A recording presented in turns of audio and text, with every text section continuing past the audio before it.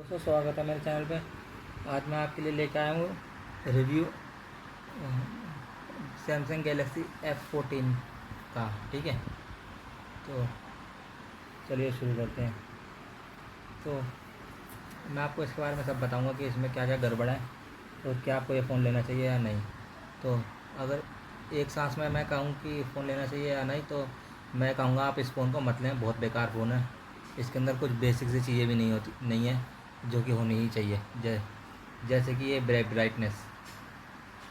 अब ब्राइटनेस में क्या है, इतनी ब्राइटनेस दिख रही है ना। मैक्सिमम इतनी है, बहुत है, लेकिन मैक्सिमम दोस्तों इतनी नहीं है। ये देखो, ये मैंने यहाँ तक लिया है, तब भी ब्राइटनेस जो है कमी लग रही होगी। इसमें कोई चेंजेस नहीं दिख रहे होंगे, है ना। मतलब ये यहाँ से जब मैं यहाँ तक लेके आया तो कोई चेंज दिखा नहीं, दिखा ना, दिखेगा भी नहीं, क्योंकि ब्राइटनेस अब यहाँ आती है ना, इसके आगे जा बढ़ेगा ही नहीं।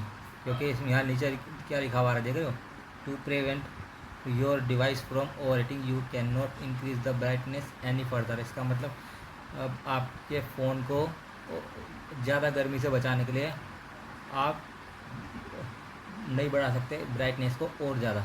तो ब्राइटनेस जो और ज़्यादा नहीं बढ़ेगी ना, वो इस लेवल से आगे नहीं बढ़ेगी। ये तब तक आगे नहीं बढ़ेगी जब तक कि प्रोसेसर ठंडा ना हो। और खुशी की बात दोस्तों आपके लिए ये है कि ये प्रोसेसर कभी ठंडा होगा ही नहीं। हल्के हल्के कामों में ये प्रोसेसर इतना गर्म हो जाता है। अभी आप देख सकते हैं इसमें कुछ चल रहा है, ये छोटी छोटी एप्लीकेशन है। इसमें कोई गेम की एप्लीकेशन दिख रही है? नहीं है ना कोई गेम वगैरह की एप्लीकेशन। तब भी इसकी गर्मी देखो कितनी है, बिल्कुल गर्म हो रहा है ऊपर से ये फ़ोन। तो और अगर आप सोचो कि मैं एडेप्टिव ब्राइटनेस ऑन कर लूँ तो उससे मेरा काम हो जाएगा, तो दोस्तों तब भी ऐसा कुछ नहीं है। एडेप्टिव ब्राइटनेस में भी ये देखो, अभी तो मैं अपनी उंगली से कर रहा हूँ इसको, लेकिन एडेप्टिव ब्राइटनेस में भी यहाँ तक पहुँच जाएगा। लेकिन जो ब्राइटनेस है वो बस खाली यहीं तक, इसी लेवल तक रहेगी।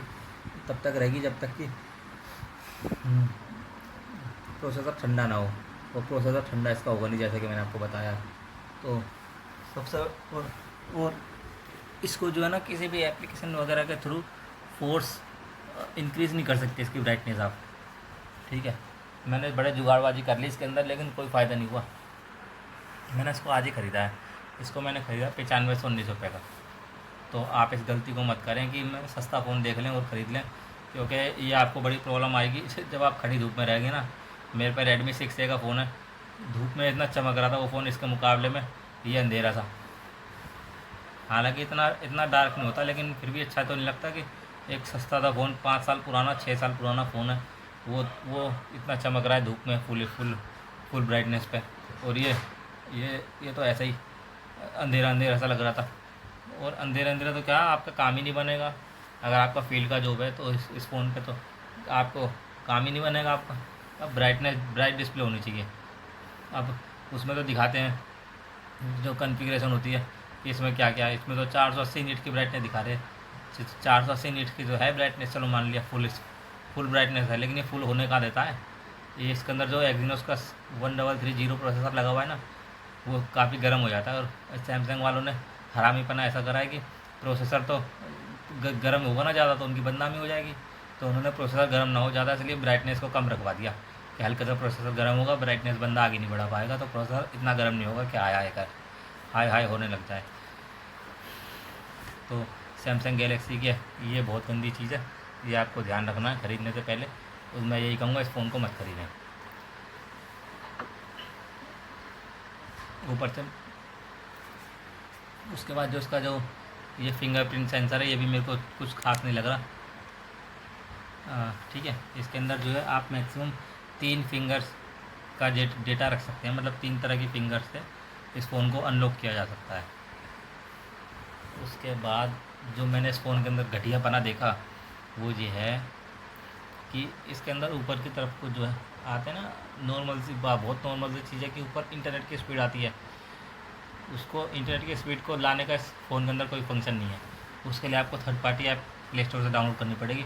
और उसका जो नुकसान है वो ये है कि हर समय आपको नोटिफिकेशन बार पे ना ये ऐसे ही आता रहेगा नोटिफिकेशन। और बेस्ट पार्ट ये है कि नोटिफिकेशन ये वाला हटेगा भी नहीं। तो मैंने हटा दिया, दोबारा आ गया ना, ये हटेगा नहीं। अगर मैंने इसको परमानेंट हटा दिया ना यूँ करके, यहाँ से अगर मैंने इसको परमानेंट हटा दिया तो ऊपर का जो स्पीड आ रही है इंटरनेट की वो भी हट जाएगी। ठीक है दोस्तों।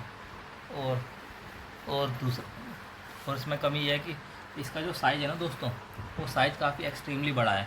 इसको एक हाथ से आप मुश्किल से ही चला पाओगे। ठीक है। और एक हाथ से आप इसको मुश्किल से ही चला पाओगे, ध्यान रखना इस बात का।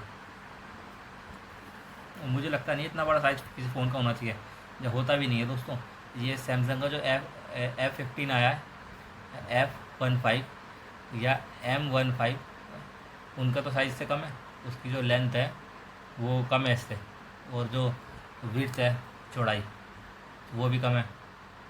मोटाई भी, मोटाई तो खैर बहुत कम इससे हल्की सी कम है, बस खाली बहुत हल्की सी, तो वो मैटर नहीं करता। लेकिन चौड़ाई और जो लंबाई है वो बहुत कम है इससे, M14 से। और जो मोटोरोला का G34 है उसकी और कम है। तो मैं तो कहूँगा कि इसको ना लें, इससे बढ़िया आप मोटोरोला का G34 ले लें। या मुझे तो वही ठीक लग रहा है। मैं हालांकि मैंने इसको भरोसे के लिए लिया था कि मोटोरोला के फ़ोन का कुछ पता नहीं है। पहले मैंने asus कंपनी का फ़ोन लिया था, एक बहुत पहले की बात है, वो asus का Zenfone 4। वो इतना घटिया फ़ोन था ना, उसके अंदर TFT डिस्प्ले चिपका रखी थी। TFT डिस्प्ले ऐसी होती है कि उसको बस खाली एक ही तरफ से देखोगे तो डिस्प्ले दिखेगा, अगर हल्का सा मोड़ दिया ना तो नेगेटिव दिखने लग जाएगी डिस्प्ले। तो मैंने सोचा, और उसमें एक पंगा ये भी था कि अगर फ़ोन को चार्ज करके सामने रख दिया ना, तो समझ लो कि हर मिनट उसकी 1% बैटरी घटेगी, हर मिनट 1% बैटरी घटेगी। और जेब में रखा फ़ोन को तो कुछ ना कुछ बचता रहेगा। तो यही सब सोच साच के मैंने सोचा यार इसका मतलब मोटोरोला का, सैमसंग का गैलेक्सी का ले ले। अब ले लो सैमसंग का गैलेक्सी का, ये इसमें बचकाने फीचर हैं, मतलब छोटी छोटी बातें भी इस फ़ोन के अंदर नहीं है। तो इस फ़ोन को आप ना ही दें तो अच्छा है, अवॉइड करें आप सैमसंग के फ़ोन में, तो कहता हूँ। क्योंकि सैमसंग ने जो एक्जीनोस प्रोसेसर लगा हुआ है ना, लगा रखा है, ये बहुत घटिया प्रोसेसर है। और ठीक है, सैमसंग ने एक्जीनोस वाले में ये सिस्टम कर रखा है, अब क्या पता इसने स्नैपड्रैगन वाले में भी कर रखा हो ये। और दूसरा ये कि सैमसंग वाले जो कस्टमर केयर है, इनको खुद नहीं पता कि इन्होंने इस फ़ोन के अंदर डाला क्या है। मैंने क्या कस्टमर केयर से पूछा था कि इसकी मैक्सिमम ब्राइटनेस क्या है, तो उन्होंने मना कर दिया कि उनको नहीं पता।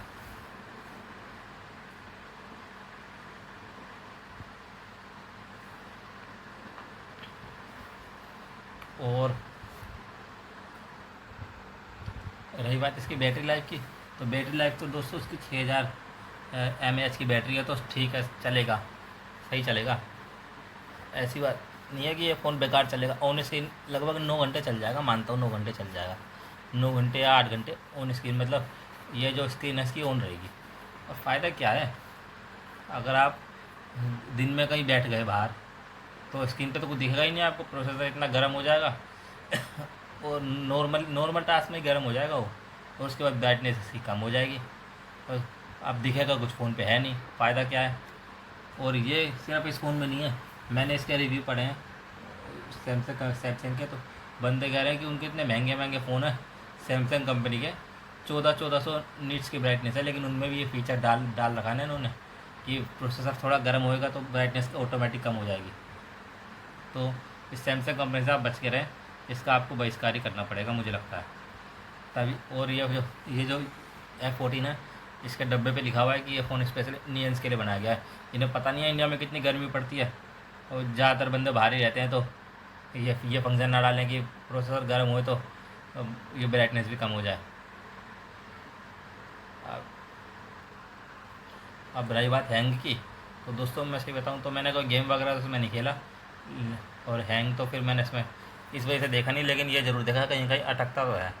कुछ एक एप्लीकेशन है जिनमें अटका था, और कई एक बार स्क्रीन पूरी ब्लैंक भी हो जाती है, और वो शायद पता नहीं क्या वजह है कि स्क्रीन इसके ब्लैंक हो गई थी, 2-3 बार हुई है। बाकी स्पीड आप इसकी देख सकते हैं, देखो कुछ एप्लीकेशन खोली,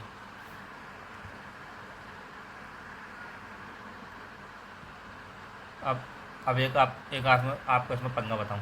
जैसे आपने यूट्यूब खोल रखा है, ठीक है, यूट्यूब खोल रखा है, अब आप अगर बैकग्राउंड में जो बैकग्राउंड से ऐप होती हैं, अगर इस यूट्यूब को आप बैकग्राउंड पर करना चाहेंगे, तो ये आपने दबाया बटन, तो वो यूट्यूब कहाँ चले गया, वो चला गया यहाँ पे। उसको यहाँ नहीं होना चाहिए था, बीच में सेंटर में नहीं होना चाहिए था उसको, ये सेटिंग की जगह पर ही हूँ। अब देखो मैंने जो है बैकग्राउंड के आप बटन दबाया, ये दोबारा दबाया, अब आ गया यूट्यूब। मैं यूट्यूब आ गया, अब मैंने दोबारा दबाऊँगा मतलब यूट्यूब आया। अब मतलब फिर दबाया मैंने यूट्यूब के बाद जो मैंने बैकग्राउंड का बटन दबाया तो यूट्यूब कोने में चला गया ना, साइड में चला गया। अब मैं दोबारा बैकग्राउंड का बटन दबाऊँगा तो क्या आएगा, ये डिस्प्ले खुल गई। तो ये पागलपंती डाली हुई है सैमसंग वालों ने, और कुछ नहीं है। बेसिक बेसिक से चीज़ें भी इसके अंदर नहीं है। तो इस फ़ोन को आप अवॉइड करें लेना बिल्कुल, बहुत बेकार फ़ोन है दोस्तों। और देखो अभी तो मैंने इसके अंदर स्प्लिट स्क्रीन चलाई भी नहीं थी, बस खाली मेरे को तो ये था कि मैं आपको ये आइकन के ऊपर बटन नहीं तो दबाया था मैंने यूँ करके इस अच्छा इससे स्प्लिट स्टार्ट हो जाती है।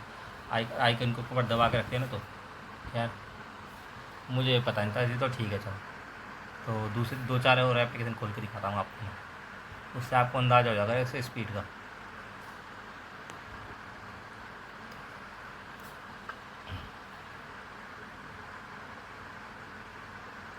तो दोस्तों ये बात तो वैसे है कि ये स्पीड वगैरह तो ये एप्लीकेशन खोलना ये तो सब बहुत बात की बातें हैं। बेसिक से चीज़ नहीं कर पा रहा है जो फ़ोन, वो ये सब क्या मैटर करता है फिर उसके लिए। ठीक है दोस्तों, और ये फ़ोन जो है बिल्कुल ही इसको तो बहिष्कार ही करो आप, क्योंकि इस जो है ना ये हाथ में भी नहीं आता। चौड़ा इतना है, लंबा इतना है कि एक हाथ से बंदा चला ही नहीं पाएगा। अब बंदा बीच में से तो पकड़ेगा इसको फ़ोन को, अब अंगूठा पूरी स्क्रीन पे ऊपर नीचे थोड़ा ना चले जाएगा, उसके लिए फ़ोन को पहले ऊपर नीचे करो। तो इसलिए इसको 2 हाथ से चलाना पड़ेगा। अब एक फीचर इसके अंदर ये है कि जब बीच का बटन है इसको 2 बार दबाओगे तो स्क्रीन ऐसी छोटी हो जाएगी। तो एक ये फीचर है तो सही मानता हूँ, पर लेकिन क्या ये यूज़फुल है फीचर? मान लो फीचर यूज़फुल है तो क्या हो गया, फ़ोन तो इतना बड़ा है, फ़ोन को तो इसका कम छोटा होना चाहिए, इतना बड़ा होने का इसमें कुछ है थोड़ी ऐसा, कुछ बेसिक चीज़ जो है वो भी नहीं है इसके अंदर। तो इसमें बड़ा होने का फ़ायदा क्या है, जबकि बाकी फ़ोन छोटे में से ज़्यादा दे रहे हैं। बस बैटरी को अगर हटा दिया जाए तो जो मोटो G30 और उसके अंदर 5000 mAh की बैटरी है। मैंने बस खाली उसको इसलिए नहीं लिया था कि एक तो इससे थोड़ा सस्ता, इससे थोड़ा महंगा पड़ रहा था 2500 रुपये। अब चार्जर की बात आई तो मैंने इसको जो 9519 रुपये का ख़रीदा, तो मैं सोच रहा था इसका चार्जर भी ख़रीदना पड़ेगा, लेकिन जो मेरा MI6A का जो ओरिजिनल चार्जर है ना, उससे ये चार्ज हो गया। मेरे पास जो है type A to type C की केबल पड़ी हुई थी, तो उस केबल से मैंने उस चार्जर से इसको चार्ज कर लिया, तो सही चार्ज हो रहा है, कोई दिक्कत नहीं है। और 1300 रुपये तो उसके बच गए, वो मानता हूँ मैं। वो जो चार्जर है जो मैं इस्तेमाल करता हूँ वो 5 एम्पियर नहीं 5 वोल्ट 1 एम्पियर का है, उससे ये आराम से चार्ज हो रहा है। और मुझे लगता नहीं है बैटरी ख़राब होने वाली भी कोई बात है, क्योंकि बैटरी तब ख़राब होती है ना जब ये 25 वोट की जो इसके अंदर मैक्सिमम लिमिट है, उससे अगर ज़्यादा की 40 वोट का या 65 वोट का चार्जर लगाएंगे तब ख़राब होगा ना। अब हल्के वोट के चार्जर में थोड़ा ना ख़राब होगा ये, तो इसलिए बैटरी ख़राब होने का तो चक्कर मुझे लगेगा। और बाकी 1300 रुपये बच रहे हैं, और क्या है। ठीक है दोस्तों, और दूसरा तो और बाकी इसमें यह है कि ये फ़ोन ना बहुत मेंटल वाली बात करता है, पागल फ़ोन है, पागल। बिल्कुल। अब जैसे किसी की कॉल आएगी ना, तो जिससे कॉल उठाते हैं वो वाला बटन जो है राइट साइड की तरफ होता है ना, इसके अंदर लेफ़्ट साइड में इससे कॉल उठाते हैं। इस चक्कर में कितनी कॉल कट गई मेरे से, मैंने जो है राइट साइड में बटन दबा दिया और राइट साइड वाला काटने का है। अब उसको आप बदल भी नहीं सकते हैं। ठीक है दोस्तों, तो ये इन चीज़ों से बच के रहें, इस पागल फ़ोन से बच के रहें, बहुत ख़तरनाक फ़ोन है। उसके बाद जो है इसके अंदर वो नहीं है दोस्तों, जो होता है ना स्क्रीन कास्टिंग, कि इस फ़ोन के अंदर जो है स्क्रीन कास्टिंग का बटन दबा दो, तो अगर आपके टीवी में क्रोम कास्ट लगा या कोई एडिशनल एनी कास्ट नाम का डिवाइस लगा रखा है आपने HDMI से, तो फ़ोन की डिस्प्ले उस पर चलेगी टीवी पे।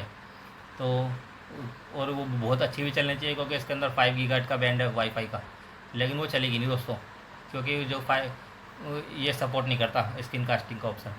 आपको दिखाता हूँ, स्क्रीन कास्टिंग का जो बटन होना चाहिए वो यही होना चाहिए ना, यहाँ आपको मिलेगा नहीं, लेकिन वो बटन देखो कहीं दिख रहा है स्क्रीन कास्टिंग का। वैसे सैमसंग के अंदर वो जो आता है फीचर वो स्मार्ट व्यू के नाम से आता है, यहाँ कहीं भी आपको स्मार्ट व्यू के नाम से कोई भी आइकन नहीं दिखेगा। ये सब फालतू आइकन आपको दिखेंगे। डोल्बी एटमॉस, क्या ये डोल्बी एटमॉस? इसका मतलब इस फ़ोन के अंदर ये है कि जब आप इसके अंदर हेडफोन लगाएंगे जहाँ वायर ईयरफोन लगाएंगे या ब्लूटूथ ईयरफोन लगाएंगे तब ये डोल्बी एटमॉस काम करेगा। तो क्या फ़ायदा, उनकी तो खुद की क्वालिटी इतनी अच्छी होती है, डोल्बी एटमॉस का क्या फ़ायदा। इनबिल्ट जो स्पीकर है उनमें चलाना चाहिए डोल्बी एटमॉस, मतलब फ़ोन के अंदर जो स्पीकर है। ठीक है दोस्तों, तो देख लिया आपने, कहीं भी इसके अंदर ऐसा कुछ नहीं है ना। और उसके बाद बात करूँ अगर इसके कैमरे की, तो कैमरा तो इसका ऐसा है कि इससे आप एक तो दो दो मोड में फ़ोटो खींच सकते हैं इससे आप, एक 12 मेगापिक्सल में और एक 50 मेगापिक्सल में। तो जो 50 मेगापिक्सल का मोड है ना उसमें आप जूम नहीं कर सकते, 12 मेगापिक्सल का जो मोड है उसके अंदर आप जूम कर सकते हैं। देखो जूम कर रहा हूँ। ठीक है दोस्तों, मैंने आपको कैमरे की बात बता दी। कैमरा ठीक लग रहा है मेरे को, लेकिन कैमरा क्या करेगा जब कुछ बेसिक चीज़ें नहीं है इसके अंदर, या कोई एक चीज़ आप घटा देते हैं जो कम यूज़ होती है।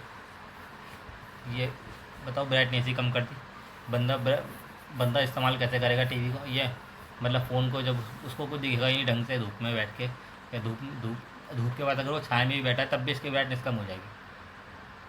तो कंटेंट देखने में मज़ा नहीं आता दोस्तों, ना सही से एब्जॉर्व कर पाएगा बंदा, ऑब्ज़र्व कर पाएगा कि चल क्या रहा है, जो दिखेगा ही ढंग से नहीं। ये बाकी मैंने एक एडिशनल एप्लीकेशन डाउनलोड करी है, इससे मैंने चला चेक नहीं करा अभी तक टीवी इससे इससे चलेगा कि नहीं चलेगा। वैसा मुझे लगता नहीं चलेगा, क्योंकि मैंने कई रिव्यू देखे हैं उनमें कहते हैं कि नहीं चलेगा, कास्ट सपोर्ट नहीं करता ये वाला मोबाइल। ठीक है दोस्तों, तो इस वाले मोबाइल से बच के रहें आप। और इसके अंदर कमियाँ मैं आपको बताऊँ,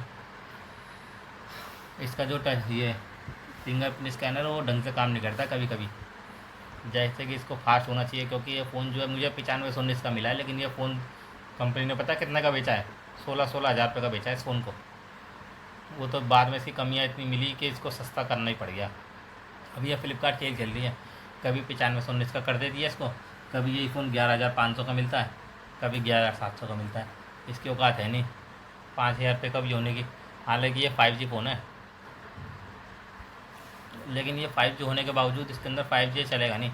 जैसे आप किसी ऐसे एरिया में रहते हैं जहाँ पे 5G चलता तो है लेकिन 4G ज़्यादा चलता है, तो ये 4G पकड़ेगा ना कि 5G।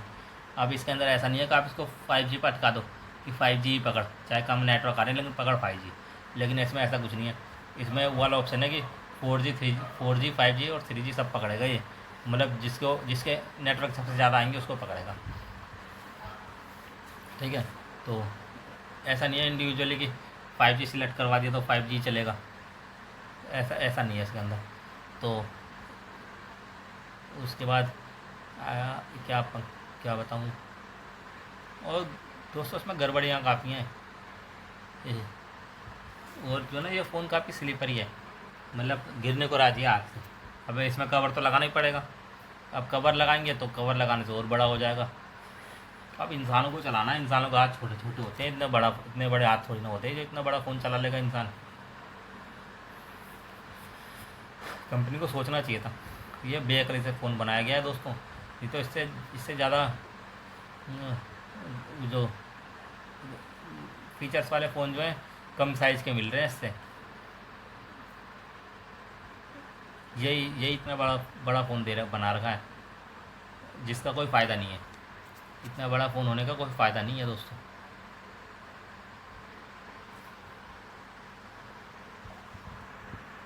ये आपको कोई नहीं बताएगा मुझे लगता है। ये एडेप्टिव मतलब जो ब्राइटनेस के अंदर जो एक खामी है ये कोई नहीं बताने वाला, ये आपको मैं बता रहा हूँ। ये जो दिख रहा है ना रेड लाइन, ये रेड लाइन इसलिए हो रही है। हालांकि रेड लाइन को यहीं हो जाना चाहिए, क्योंकि इस वाले फ़ोन से आगे तो ब्राइटनेस बढ़ी नहीं थी ना, लेकिन वो थोड़ी आगे हो रही है, लेकिन फ़ायदा कोई नहीं है। ब्राइटनेस खाली आपको यहीं तक ही मिलेगी, यहाँ तक, इससे आगे हो ही नहीं हो रही ना। ये इसलिए नहीं हो रही क्योंकि प्रोसेसर गर्म हो गया। वाकई में प्रोसेसर काफ़ी गर्म हो रहा है, कहने को एक दिन पुराना फ़ोन है ये दोस्तों, एक दिन पुराने वाले का ये हाल है। मैंने ऐसा फ़ोन नहीं देखा। कहने को एक्जीनोस का जो प्रोसेसर है उसमें ओक्टा कोर प्रोसेसर है, 8 कोर लगे हुए उसमें, मुझे बेसिक से काम भी नहीं हो रहे इससे। ठीक है दोस्तों, तो मैं आपको यही कहूँगा इस फ़ोन को ना खरीदें, वो अच्छा अवॉइड करें इस फ़ोन को ख़रीदना। थोड़े पैसे वो डाल के कोई ढंग का फ़ोन खरीदें। इससे तो मैं कहूँगा कि पोको का ख़रीद लो, पोको M6 Pro या M6 खरीद लो, वो अच्छा है इससे। इसके अंदर जो है जो ये M14 है, इसमें जायरोस्कोप है, उसमें जायरोस्कोप नहीं है M6 या M6 प्रो में। बाकी तो उसमें सब सही है। उसको उसी कंपनी ने बनाया जिसने जो जो रेडमी बनाती है। रेडमी कंपनी ने वही पोको पोको बनाती है। तो मैं देखता हूँ उसके अंदर तो काफ़ी फीचर हैं। ये तो उसके आसपास भी नहीं है फीचरों के मामले में। इनबिल्ट वो है स्क्रीन रिकॉर्डर MI6A के अंदर मेरा, और उसके अंदर कास्ट स्क्रीन का फीचर भी है। बस कास्ट स्क्रीन उसमें ढंग से नहीं चलता क्योंकि उसमें 2.4 गीगाहर्ट्ज़ का बैंड है वाईफाई का। इसको मैंने इसलिए ले लिया कि मतलब 5 गीगाहर्ट्ज़ का है। 5 गीगाहर्ट्ज़ में जो है ज़्यादा अच्छी डिस्प्ले कास्ट करेगा ये, पर लेकिन इसमें वो फीचर ही नहीं है कास्टिंग करने का, तो कर कैसे लेगा। तो अगर आपके इस फ़ोन के बारे में कोई भी और कुछ पूछना हो तो मेरे से बेझिझक पूछे, मैं बताऊंगा और बिल्कुल सही बताऊंगा। और अब बात करते हैं इसकी ऑडियो की। तो जो इसका जो स्पीकर है फ़ोन का, उसकी जो ऑडियो है, ऑडियो की जो मैक्सिमम लाउडनेस है वो ठीक है। हालांकि और इसका जो बॉटम में लगा हुआ है एक स्पीकर, अगर उस स्पीकर के ऊपर उंगली दबा दी ना तो आवाज़ बिल्कुल ख़त्म हो जाएगी, लगभग ख़त्म हो जाती है। आ, लेकिन उस पर दबाएगा क्यों कोई उंगली, तो आवाज़ इसकी ठीक है दोस्तों। आवाज़ जो है आवाज़ से आप निराश नहीं हो सकते, इस बात सही है। बाकी जो ब्राइटनेस है वो बहुत ख़राब है इसकी। जो मेजर इशू है ब्राइटनेस का, इसको आप किसी भी तरीके से सही नहीं कर सकते। इसको खरीद लिया आपने तो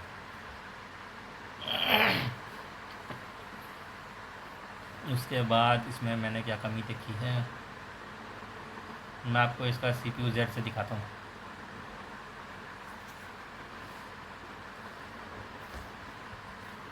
ये देखो, अभी मैंने बैक तो नहीं गया, मैं बस खाली स्वाइप करके दूसरे ऑप्शन पे जा रहा था, CPU Z के खुद ही बैक चला गया ये। 200 तो हैंग भी करता है, अभी हैंग कर रहा था ये, जब किसको करना नहीं चाहिए। बिल्कुल नया फ़ोन है, 8 कोड लगे हुए हैं, इतने तगड़े तगड़े 2.4 गीगाहर्ट्ज़ की स्पीड पेपरों पे, हकीकत में नहीं है। लेकिन थर्मल टेम्परेचर, और इसमें जो है कमी ये है कि कोई भी एप्लीकेशन जो होती है ना, उसको इंडिविजुअल के किसी एप्लीकेशन का जो इंटरनेट होता है वो बंद नहीं कर सकते इस फ़ोन के अंदर। जबकि MI6A के अंदर है कई एप्लीकेशन है जो ऑफलाइन काम करनी चाहिए, लेकिन उनमें ऐड आती है जब उनमें इंटरनेट दे दें, तो मैंने उनका इंटरनेट काट दिया। ऑफलाइन वाले भी वो आराम से ऑफलाइन के काम होते हैं, और जो है इंटरनेट चलता नहीं हो तो उन एप्लीकेशन के लिए इंटरनेट चलता नहीं है तो ऐड भी नहीं आती। और इस वाले फ़ोन में नहीं है ऐसा, इसमें एक कनेक्शन देना ही पड़ेगा, या तो वाईफाई का दो या मोबाइल का दो। जबकि सैमसंग गैलेक्सी है, मुझे यकीन नहीं है कि सैमसंग गैलेक्सी इतनी अनपढ़ कंपनी है क्या। कोरियन कंपनी है ये कुछ बेसिक भी चाहिए तो डाल ही दो कम से कम। भारतीय को बिल्कुल पागल समझ रही है। मैं कह रहा हूँ कोई सैमसंग का आपको कोई फ़ोन लेने की ज़रूरत ही नहीं है, नहीं तो पछताओगे आप। हाँ, और ये तब ज़्यादा होगा जब आपका काम बाहर का होएगा, आउटडोर का ज़्यादा आपका अगर काम है, क्योंकि आउटडोर में इसकी डिस्प्ले बिल्कुल बंद हो जाएगी, मतलब इतनी डिम हो जाएगी कि दिखेगा कुछ है नहीं, फ़ायदा क्या है। हालांकि इसके अंदर एक चीज़ सही है कि कस्टमाइजेशन से आप जो ना वो बदल सकते हैं इसका लॉन्चर।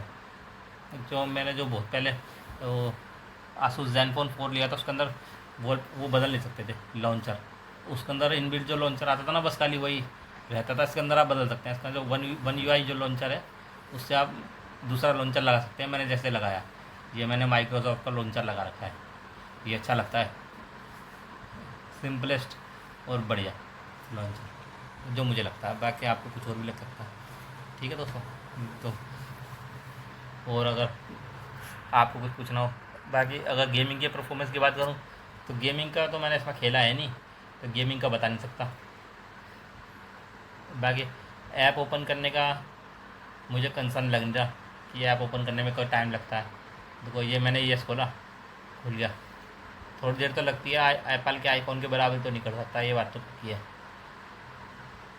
बाकी कुछ ऐप देर में खोलेगा, कुछ थोड़ी जल्दी खोल देगा। जैसे कैमरा ऐप खोलती जल्दी खोली ना ये इस वाले से। और अगर मैं आपको बताऊं उसके रैम की, तो इसमें 6GB वाला वेरिएंट है। इसके अंदर बस खाली आपको 1200 MB की रैम मिलेगी लेफ्ट में बची हुई, 1200-1300 बस, उससे ज़्यादा MB की रैम नहीं मिलती इसके अंदर आपको। और वो भी तब है जब कोई बैकग्राउंड में एप्लीकेशन ना चला रहे हो तब। मैक्सिमम 1400 MB की मान लो, 6 GB में से 1400 MB की रैम मिलती है बस खाली आपको इसमें। और उसमें जो है रैम एक्सटेंड का ऑप्शन है, तो उससे 6 GB वाले को, जो 6 GB वाला वेरियंट है उसमें 6 GB और बढ़ा सकते हैं। वो वर्चुअल रैम होती है, लेकिन वो वर्चुअल रैम गिनती में नहीं दिखती। गिनती में बस खाली जो मीटर है इसमें वो उसके अंदर बस खाली ये दिखता है कि हाँ 6 GB रैम है, और 6 GB में से जो आपको 1200 या 1300 MB बची हुई दिख रही है। मैं आपको दिखा देता हूँ कि समझा, क्योंकि कुछ बातें देख के ही समझ में आती है। ये देखो, ये दिख रहा है ना 6 GB रैम, उसमें से 1200 MB बची हुई है। ठीक है दोस्तों, और एप्लीकेशन कुछ ज़्यादा चल रहे हैं, कोई भारी एप्लीकेशन चल रहे हैं, हल्के हल्के एप्लीकेशन है, और वो भी चल नहीं रहे ढंग से। क्या लगता है आपको ये चल रहे हैं? कहीं नहीं चल रहे। मैं यहाँ खोलूँगा तो क्या यही खुलेगा? खुल तो गया, चलो। लेकिन फिर भी फ़ोन बहुत बेकार है ये, तो इस फ़ोन को आप अवॉइड करें लेना। ठीक है दोस्तों, और कुछ पूछना हो तो बेधड़क पूछ सकते हैं इस चैनल पे मेरे।